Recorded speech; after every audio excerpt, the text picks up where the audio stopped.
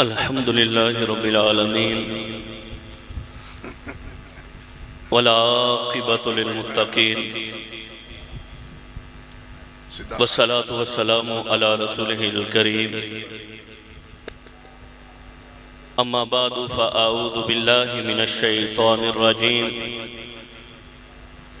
بسم الله الرحمن الرحيم وَلَلْآخِرَةُ أَكْبَرُ دَرَجَاتٍ وَأَكْبَرُ تَفْضِيلًا صدق اللہ العظیم وصدق رسولہ النبی الکریم ان اللہ وملائکتہ یصلون علی النبی یا ایہا الذین آمنوا صلوا علیہ وسلموا تسلیما الصلاة والسلام علیکہ یا سیدی یا خاتم النبیین وعلا آلکہ و اصحابکہ یا سیدی یا خاتم المعصومین۔ خشک شاخوں کو وہ تازہ گلاب دیتے ہیں، خشک شاخوں کو وہ تازہ گلاب دیتے ہیں، عہد پیری کو وہ پھر سے شباب دیتے ہیں۔ پڑھ لے درود، غفلت نہ کر خدا کی قسم، تیرے سلام کا وہ اب بھی جواب دیتے ہیں۔ محبت سے پڑھیں الصلاة والسلام علیکہ یا سیدی یا رسول اللہ وعلا آلکہ و اصحابکہ یا سیدی یا محبوب رب العالمین۔ اللہ جل جلالہ ومنوالہ وآزم شانہ وجل ذکرہ وعز اسمہ ولا الہ غیرہ کے حمد و ثنا، اور حضور اکرم نور مجسم شفیع معظم دستگیر جہاں غم گسار زماں سید سربراہ حامی بے قصا قائد المرسلین خاتم النبیین خاتم المعصومین احمد مجتبی جناب حضرت محمد مصطفیٰ صلی اللہ علیہ وسلم کے دربار گوہربار میں ہدیہ درود السلام کا نذرانہ پیش کرنے کے بعد آج ہم سب حضور قبلہ پیر طریقت راہبر شریعت صاحبزادہ محبوب عالم صاحب رحمت اللہ علیہ آپ کے سالانہ عرس مقدس کی اس بابرکت تقریب میں بیٹھے ہیں، جس کی صدارت فرما رہے ہیں پیر طریقت راہبر شریعت محترم المقام عزت مآب جناب صاحبزادہ پیر رضوان منصور آوانی صاحب، سجادہ نشین آستانہ علیہ محمدہ شریف و آستانہ علیہ آوان شریف، لیگر صاحبزادگان بھی تشریف فرما ہیں، اور نہایت ہی معزز و مکرم علماء کرام مشایخ عظام اور حضرات و سامعین، اللہ تعالیٰ آپ سب کا یہاں پہ آنا مل بیٹھنا اسے اپنی بارگاہ میں قبول و منظور فرمائے، اور کل خیال قیامت کے دن خالق کائنات اس بابرکت محفل کو ہماری بخشش کا ذریعہ بنا۔ محتشم حضرات و سامعین، اللہ تبارک و تعالی قرآن مجید برہان رشید کے اندر ارشاد فرماتا ہے وَلَلْآخِرَةُ أَكْبَرُ دَرَجَاتٍ وَأَكْبَرُ تَفْضِيلًا، آخرت درجات کے لحاظ سے بھی بڑی ہے اور فضیلت کے لحاظ سے بھی اعلیٰ ہے۔ جب ایک انسان کو شیطان نے ورگلایا اور بہکایا اور اسے یہ سوچ دی اے انسان بس دنیا کی زندگی ہے، کھا پی لو، پہن لو، یشیاں کر لو، آخرت نام کی تو کوئی چیز نہیں،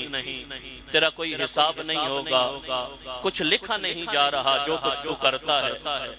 جو کچھ تو پیتا ہے اس کے بارے میں کچھ نہیں لکھا جا رہا، جو تو افعال کرتا ہے، اعمال کرتا ہے، کوئی ریکارڈ تیار نہیں ہو رہا، کوئی دفتر مرتب نہیں ہو رہے۔ جس وقت شیطان نے یہ سوچ دی انسان کو اور آخرت سے بہکانا شروع کیا، آخرت کی طرف سے توجہ ہٹائی اور انسان کو دنیا کے اندر اتنا لگایا، اتنا ملوث کیا کہ انسان آخرت سے بھولتا جا رہا تھا، آخرت کو ذہن سے نکالتا جا رہا تھا۔ اس وقت رب کائنات نے فرمایا وَلَلْآخِرَةُ أَكْبَرُ دَرَجَاتٍ وَأَكْبَرُ تَفْضِيلًا، آخرت درجات کے لحاظ سے بڑی ہے، فضیلت کے لحاظ سے اعلیٰ ہے۔ اے انسان بھولیکھے میں نہ رہ جانا کہ آخرت نام کی کوئی چیز نہیں۔ ایک انسان اپنی دنیا کی زندگی میں اس وقت کامیاب ہوگا کہ جب کل قیامت کے دن رب کائنات اسے جنتوں کے باغ عطا فرمائے گا، جنتوں کی نعمتیں عطا فرمائے گا۔ اگر دنیا میں ایک کٹیا میں زندگی گزارتا ہے، ایک جھونپڑی میں زندگی گزارتا ہے اور آخرت میں عزتوں کے تاج ہیں تو یہ کامیاب ہے۔ اور اگر دنیا میں محل ہیں اور آخرت میں رب کائنات فرمائے معاذ اللہ کہ اسے جہنم میں پھینک دو تو اس سے بد نصیب انسان کون ہوگا؟ اس لیے کامیاب انسان وہی ہے جس کی آخرت اچھی ہے، کامیاب انسان وہی ہے جس کی آخرت بہتر ہے۔ اس کا مطلب یہ نہیں کہ دنیا میں کٹیا میں ہی زندگی گزارنی ہے، اچھا مکان نہیں بنا سکتے، اچھا گھر نہیں خرید سکتے، اچھی گاڑی نہیں لے سکتے، نہیں، اللہ نے جو نعمتیں دی ہیں انہیں استعمال کرو، انہیں اپنے استعمال میں لاؤ، سہولتیں جو دی ہیں انہیں استعمال کرو، لیکن رب کائنات کی بارگاہ کی طرف بھی توجہ رکھو اور آخرت کی تیاری بھی کرتے رہو۔ ایسے زندگی گزارو کہ تمہاری دنیا داری بھی ہو رہی ہو، ساتھ ساتھ آخرت کی تیاری بھی ہو رہی ہو۔ اور رب کائنات نے معیار بیان فرما دیا قرآن پاک کے اندر، ان اکرمکم عند اللہ اتقاکم، بے شک تم میں سے سب سے معزز، اکرم سب سے عزت والا، پرہیزگار، شان والا، رتبے والا، معزز رب کی بارگاہ میں وہ ہے جو تم میں سے پرہیزگار ہوگا، جو نیک ہوگا، جو اللہ کی بارگاہ میں سر جھکانے والا ہوگا، اس رب سے ڈرنے والا ہوگا۔ رب کائنات چاہے یہ دنیا میں جھونپڑی میں رہے، چاہے دنیا میں یہ بڑی کوٹھی میں رہے، چاہے اس کے پاس ایک ٹوٹا ہوا سائیکل کیوں نہ ہو، چاہے ایک یہ پراڈو کے اندر رہتا ہے، لیکن کامیاب وہ ہے جو دنیا کی زندگی میں رب کائنات کی بارگاہ میں سر جھکانے والا، تقوی اور پرہیزگاری اختیار کرنے والا ہے۔ اور یاد رکھنا 5واں سپارہ سورۃ نساء آیت نمبر 110 کے اندر اللہ رب کائنات نے ارشاد فرمایا وَمَنْ يَعْمَلْ سُوءًا أَوْ يَظْلِمْ نَفْسَهُ ثُمَّ يَسْتَغْفِرِ اللَّهَ يَجِدِ اللَّهَ غَفُورًا رَحِيمًا، کہ جو انسان برے کام کر بیٹھے، اپنی جان پر ظلم کر بیٹھے، اب یہ کر جو چکا تو اب کیا کرے؟ ثُمَّ يَسْتَغْفِرِ اللَّهَ، پھر اللہ کی بارگاہ میں آ جاتا ہے، معافی مانگتا ہے، گڑ گڑاتا ہے، آنسو بہاتا ہے، تو رب دھتکارتا نہیں، جا چلا جا میری بارگاہ سے، کیا لینے آ گیا؟ نہیں، یجد اللہ غفور الرحیم، جب یہ رب کی بارگاہ میں آ گیا معافی مانگنے کے لیے تو یہ رب کائنات کو بخشنے والا بھی پائے گا، مہربان بھی پائے گا، وہ بخشے گا، مہربانی فرمائے گا۔ اور حدیث قدسی ہے، یاد رکھنا جب ایک انسان گناہوں سے لتھڑا ہوگا، 40 سال کی زندگی اب سمجھ آ گئی، 50 سال کی زندگی اب ہوش آ گیا، 60 سال کی زندگی اب خیال آ گیا اور رب کی بارگاہ کی طرف آ گیا، روتا ہے، آنسو بہاتا ہے، گناہوں کی معافی مانگتا ہے تو رب کائنات بخش دے، تو یہی اس کا کرم ہے۔ لیکن رب کائنات کائنات کتنا کرم فرماتا ہے۔ حدیث قدسی ہے، اللہ رب کائنات فرماتا ہے من تقرب منی شبرا تقربت منہ ذراعا ومن تقربت منہ ذراعا تقربت باعا ومن اتیتہ یمشی ہر والا، کہ جو بندہ رب کائنات کی بارگاہ میں ایک بلشت آتا ہے رب کی رحمت 2 بلشت آ جاتی ہے، اور جو بندہ رب کائنات کی بارگاہ میں 2 بلشت چل کے آ جاتا ہے رب کائنات کی رحمت 1 گز بڑھ کے آ جاتی ہے، اور جو بندہ ومن اتانی یمشی اتیتہ ہر والا، اور جو بندہ رب کی بارگاہ میں چل کے جا رہا ہوتا ہے رب کی رحمت دوڑ کے استقبال کر رہی ہوتی ہے۔ ہم تو مائل بکرم ہیں، کوئی سائل ہی نہیں، راہ دکھلائیں کسے، کوئی راہ روے منزل ہی نہیں۔ رب کی بارگاہ میں آ کے تو دیکھو، سر جھکا کے تو دیکھو، پھر دیکھنا رب کرم کتنا فرمائے گا۔ امام غزالی نے مکاشفۃ القلوب کے اندر اس بات کو ذکر کیا، یہ تھوڑی سی ایکو کم کر۔ امام غزالی نے مکاشفۃ القلوب کے اندر اس بات کو ذکر کیا کہ دور فاروق اعظم ہے، ایک نوجوان اپنے کپڑے کے اندر شراب کی بوتل چھپا کے جا رہا ہے، آگے سے حضرت عمر فاروق رضی اللہ تعالی عنہ ان سے سامنا ہو گیا۔ حضرت عمر فاروق رضی اللہ تعالی عنہ فرماتے ہیں اے جوان یہ کیا چھپایا ہوا ہے؟ اب وہ جوان دل ہی دل میں دعا کرتا ہے، رب کی بارگاہ میں معافی مانگتا ہے، اے رب کائنات آج میرا پردہ رکھ لے، آج عمر فاروق کی بارگاہ میں مجھے شرمندہ ہونے سے بچا لے، آج رسوا ہونے سے بچا لے۔ نعرہ رسالت، نعرہ تحقیق، نعرہ حیدری، پیر طریقت پیر سید سارو شاہ صاحب سجادہ نہیں ہے آستانہ علیہ وہ بہت سے جگانا، پیر طریقت پیر سید زاہد حسین شاہ صاحب آستانہ علیہ ڈینڈا شریف، پیر سید شیان شاہ صاحب زب سجادہ آستانہ علیہ ڈینڈا شریف، اور راجہ عمر تارک صاحب،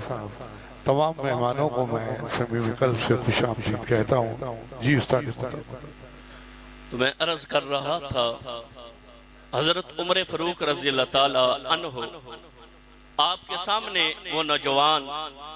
جب اچانک آیا جس نے اپنے کپڑے میں شراب کی بوتل چھپا رکھی ہے، حضرت عمر فاروق نے پوچھا اے جوان یہ کیا ہے؟ اب وہ جوان شراب کی بوتل کپڑے میں چھپائے کانپ رہا ہے، ڈر رہا ہے، اور شرمندگی کے ساتھ سر جھکائے ہوئے ہے، دل ہی دل میں دعا کرتا ہے اے رب کائنات آج عزت بچا لے، آج فاروق اعظم کے سامنے رسوا ہونے سے بچا لے، آج شرمندہ ہونے سے بچا لے، آئندہ شراب پینا تو کیا اس کے قریب بھی نہیں جاؤں گا، زبان سے بھی نہیں بولا، صرف دل ہی دل میں معافی مانگ رہا ہے رب سے،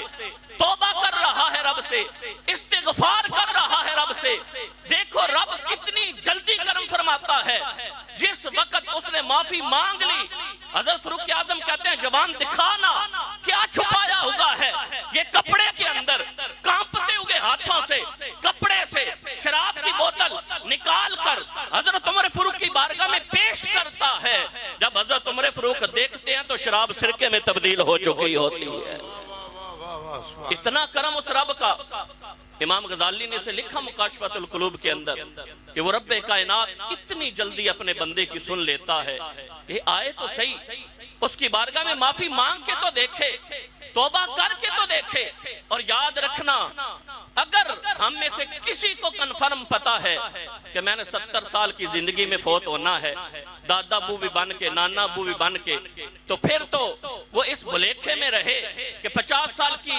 زندگی ہوگی تو نمازیں بھی پڑھوں گا، داڑھی شریف بھی رکھوں گا، نیک بھی بن جاؤں گا، اللہ اللہ بھی کروں گا، ماں باپ کا دعا احترام بھی کروں گا، سودی کاروبار بھی نہیں کروں گا، برے کاموں سے بھی بچوں گا، اچھے کام کروں گا۔ اگر کنفرم پتا ہو پھر تو ایسا کرے، لیکن ایک لمحے کا بھی کسی کو نہیں پتا۔ میرا بیٹا آج سے 2 سال پہلے فوت ہوگا، جب وہ دنیا میں آیا تو میں نے اپنے ذہن سے یہ خیال کیا کہ اپنے سے بھی بڑا عالم بناؤں گا، مفتی بناؤں گا، قاری قرآن بناؤں گا۔ جب 1.25 سال کا ہوگا بالکل بالکل ٹھیک ہے، جمعے کا دن تھا، گھر کھیل رہا تھا، مٹی منہ میں ڈالی، سیمنٹ کی روڑی اس کے سانس والی نالی میں پھنس گئی۔ گجرات کے 7 اسپتال ہم گھومے، یہاں سے پھر کھاریاں CMH گئے، آپریشن ہوگا، کامیاب ہو گیا۔ ڈاکٹروں نے کہا مٹھائی بانٹو، بالکل ٹھیک ہے بچہ، 100% کلیئر ہے، اب کوئی خطرہ نہیں ہے، خطرے سے باہر آ چکا ہے۔ ہم بڑے خوش تھے، لوگ پوچھ رہے تھے، بتا رہے تھے ہم 1 بجے آپریشن ہوگا، رات 10 بجے تک بالکل ٹھیک ہے، 12 بجے تک ٹھیک ہے، 1 بجے تک ٹھیک ہے۔ اچانک ہم کہیں بیٹھے تھے دوستوں کے پاس، کیونکہ اندر لیڈیز وارڈ تھی، بچے تھے، ہمیں اندر نہیں جانے دیا گیا۔ 3 بجے کال آئی کہ پھر دوبارہ طبیعت بگڑ گئی ہے، ابھی ہم ہسپتال پہنچے ہی ہیں۔ انا للہ و انا الیہ راجعون۔ یہ سب خیال دھرے کے دھرے رہ جاتے ہیں، یہ سب سوچیں بکھر جاتی ہیں۔ ایک انسان جب اس تصور سے زندگی گزارے کہ آج کا دن ہو سکتا ہے زندگی کا آخری دن ہو، آج کی رات جو آ رہی ہے ہو سکتا ہے زندگی کی آخری رات ہو، تو کبھی رب کی بارگاہ سے وہ بندہ اس طرح انحراف نہیں کرے گا،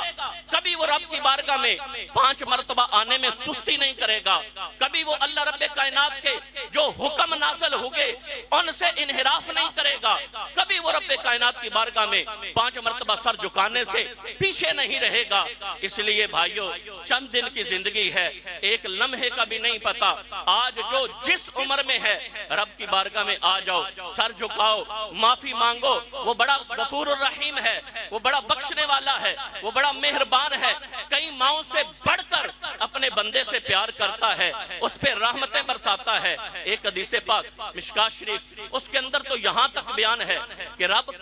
صرف معافی نہیں کرتا، جب بندہ اس کی بارگاہ میں آ جاتا ہے، معافی مانگتا ہے، استغفار کرتا ہے، توبہ کرتا ہے، وہ صرف معافی نہیں کرتا، وہ بلکہ خوش بھی ہو جاتا ہے کہ میرا بندہ تھا، اسے یہ پتا تھا کہ اور کسی نے معاف نہیں کرنے، گناہ رب نے ہی معاف کرنے ہیں، تو یہ میری بارگاہ میں آ گیا معافی مانگنے کے لیے۔ کریم آقا صحابہ سے پوچھتے ہیں، صحابہ بتاؤ ہاں، جب بندہ اللہ کی بارگاہ میں توبہ کرتا ہے تو رب کتنا خوش ہوتا ہے؟ صحابہ نے عرض کی، اے آقا ہم نہیں بیان کر سکتے، آپ ہی ارشاد فرمائیں۔ تو آقا صلی اللہ علیہ وسلم نے ایک مثال دی، مثال دے کر سمجھایا۔ کریم آقا فرماتے ہیں، ایک انسان گھر سے نکلا، اونٹنی ہے اس کے پاس، اس کے اوپر کھانے پینے کا سامان بھی ہے، سفر کے سارے سامان بھی اس کے اندر موجود ہیں، وہ اونٹنی پہ بیٹھ کے صحرا کے اندر، جنگل کے اندر سفر کر رہا ہے،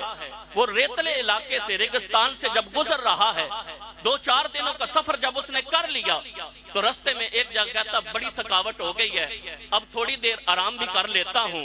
ایک جگہ پہ اونٹنی کو کھڑا کیا اور وہاں پہ لیٹ گیا۔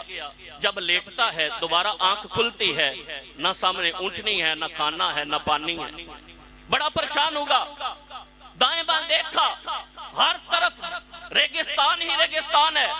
نہ اونٹنی نظر آ رہی ہے، نہ پانی نظر آ رہا ہے، نہ سامان نظر آ رہا ہے۔ کریم آقا صحابہ کو مثال دے کے سمجھا رہے ہیں اللہ کتنا خوش ہوتا ہے بندے کی توبہ پر۔ تو اب آقا فرماتے ہیں جب اس نے اونٹنی ڈھونڈی نہ ملی، ادھر بھی بھاگا ادھر بھی بھاگا، دائیں بائیں آگے پیچھے فل کوشش کی تلاش کرنے کی،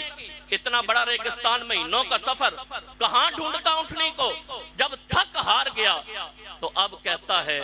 میری زندگی کا گلستان ویران ہو چکا ہے، میری زندگی کی چمک وہ اندھیروں میں تبدیل ہو چکی ہے، میری زندگی کا جو بہار تھی وہ خزاں میں تبدیل ہو چکی ہے، اب میں زندہ نہیں رہوں گا، اب میں مرنے کے لیے تیار ہو جاؤں،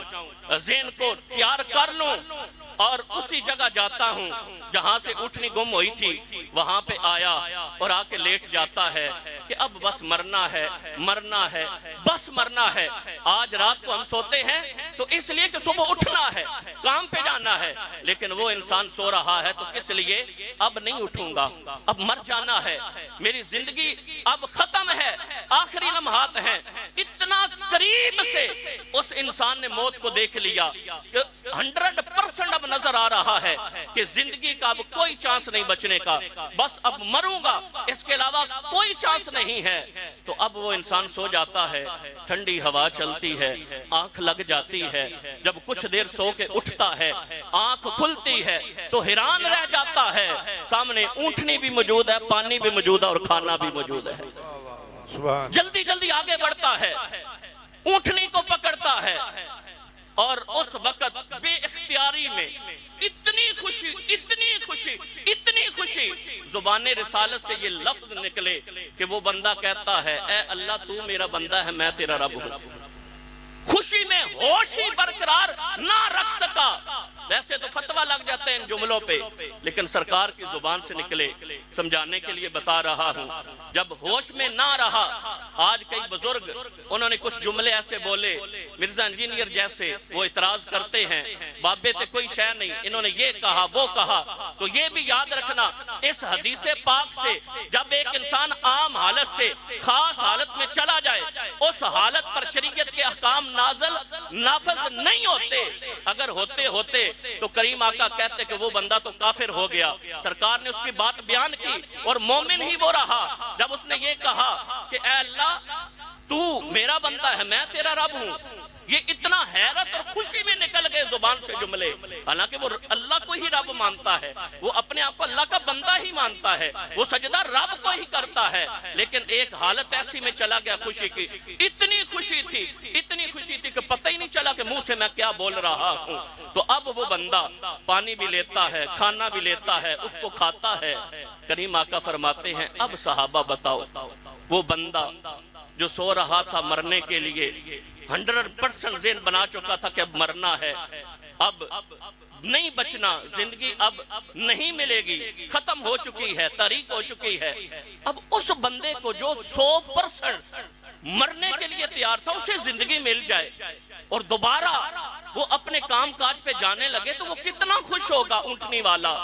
تو صحابہ نے عرض کیا آقا کوئی ایسا پیمانہ نہیں ہے، کوئی ایسا کانٹا نہیں ہے جس پہ تول کر ہم بتا سکیں، کوئی ایسا پیمانہ نہیں ہے جس کے ساتھ ماپ کر ہم بتا سکیں کہ وہ بندہ کتنا خوش ہوگا، اس کی تو خوشی کی انتہائی نہیں ہوگی۔ تو کریم آقا نے فرمایا پھر صحابہ سنو، فَاللَّهُ أَشَدُّ فَرْحًا بِتَوْبَةِ الْعَبْدِ الْمُؤْمِنِ مِنْ هَذَا بِرَاحِلَتِهِ،